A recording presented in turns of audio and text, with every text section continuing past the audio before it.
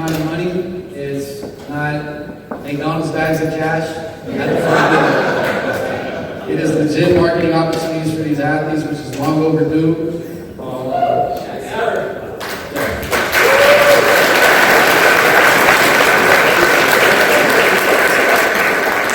I think the beautiful thing about NIL is, one, yes, athletes are able to make money, but the second thing is they're able to grow their network.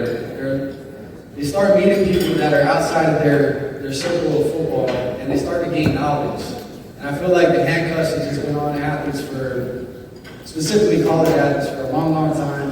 And just me being in the NIL space for about a year now, I've learned more in this past year than I have in my whole life. Just in the business world, how politics kind of all work together. And more than anything, I just want to see the handcuffs get off the athletes and them get out of their sandbox and just learn, become financially literate. I'm sure Shaquem and Traquan, these guys can speak on it. They get to the NFL, they get millions of dollars, and it's the first time they have to file taxes. The first time, and it's a crap ton of money. It's a good problem to have. But not having that knowledge coming out of college, they're way behind the eight ball.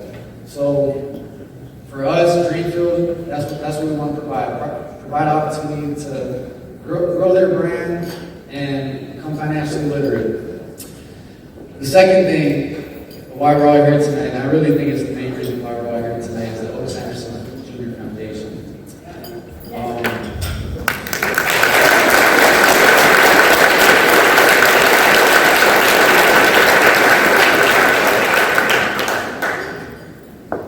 I can speak about Otis as a player, and I truly don't believe UCF football is where it's at without Otis Anderson Jr. From whether it's catching game-winning screen passes against USF, or a touchdown saving wins, catching screen passes against Auburn. Sorry, Coach.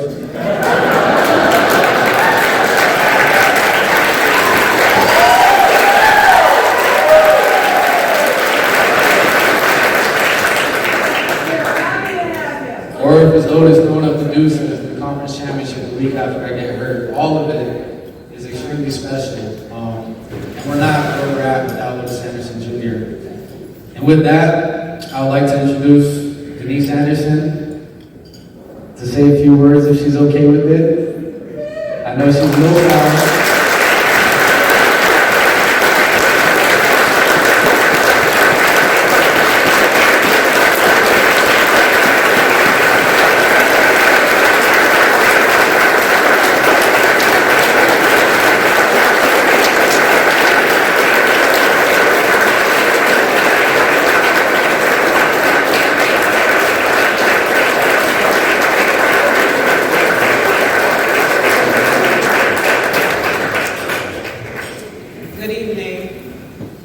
Thank everyone for coming out, taking time out of their busy schedules.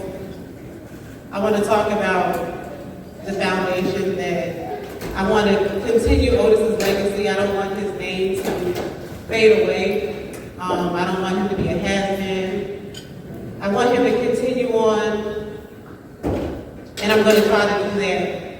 Otis wanted to start a foundation prior to everything happening. He was a little guy, like AK. So Otis, he really feels that AK paved the way. I just gotta put that out there. He said that he gives his everything for AK because it had not been for AK, then he feels like there would be no Otis at UCF. Because AK being a little guy and coming in and doing all the great things he did, Otis is like, I know there's hope for me. I don't have to go to the West Coast. Ross is here. He brought that fast-paced offense. Look what AK is doing. I know I can do it.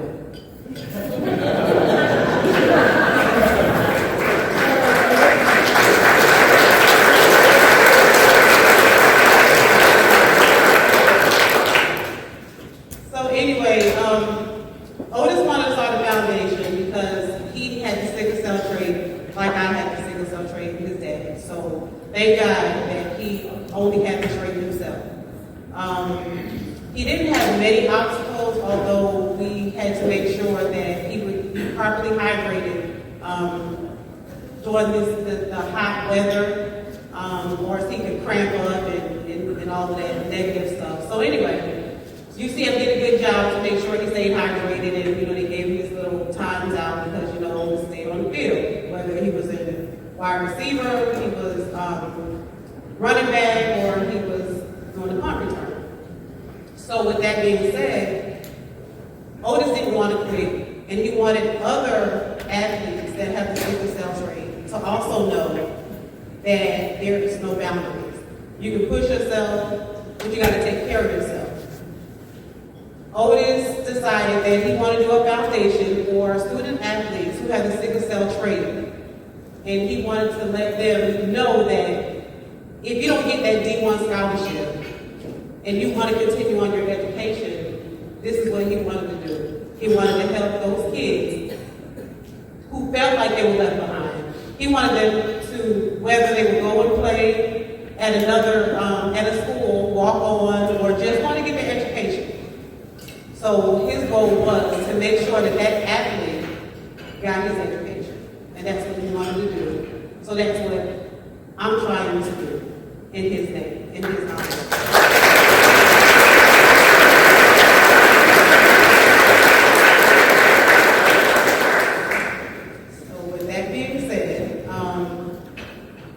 I have started the Otis Anderson Junior Foundation.